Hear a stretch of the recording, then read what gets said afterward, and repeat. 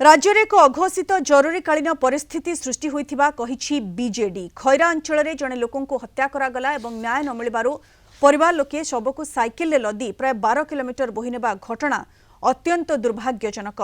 Police और प्रशासन उपरु लोकों भरोसा तुटी जाइछि बोली कहिसेंती विधायक गौतम बुद्ध दास, जोंथिपई लोके आईन को निज हाथ को नेउछंती। राज्य में एबे अराजकता और भयर वातावरण सृष्टि होइछि। सरकार केवल प्रचार प्रसार और रंग मारिबार व्यस्त अछंती, किंतु लोकों स्वार्थ कथा भूली जाइछंती। एक दायित्ववान विरोधी दल भाव में बीजेडी सरकार प्रतिटी दुर्बलता को लोकलोचन को आनिब एवं लोकों को सचेतन करिब। खैरा अंचल में गतकाली साइकेल रे न्याय पाइबा पई शव बुहा घटना को प्रशासनिक स्थाणुता बोली कहबा सह सरकार को कड़ा समालोचना करिसेंती बीजेडी विधायक गौतम बुद्ध दास।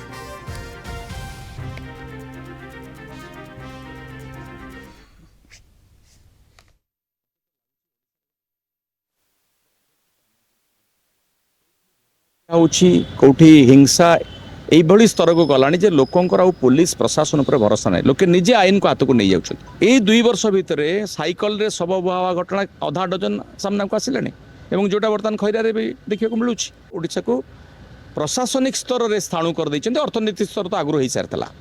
तेणु खैरा घटना गोटे लज्जाजनक घटना। जो प्रशासन को भरोसा करि पारला नहीं से व्यक्ति जे कि ताको साइकल नहीं कि बहला न्याय मागुची, ताकू न्याय दवाई अंततः चेष्टा करा जाऊ। जी केवल प्रचार प्रसार व्यस्त, रंग मारिबार व्यस्त, यही प्रकार अवांतर अवास्तव कथार से रही जो ओडिशार स्वार्थ कथा समस्ते भूली जाइछन।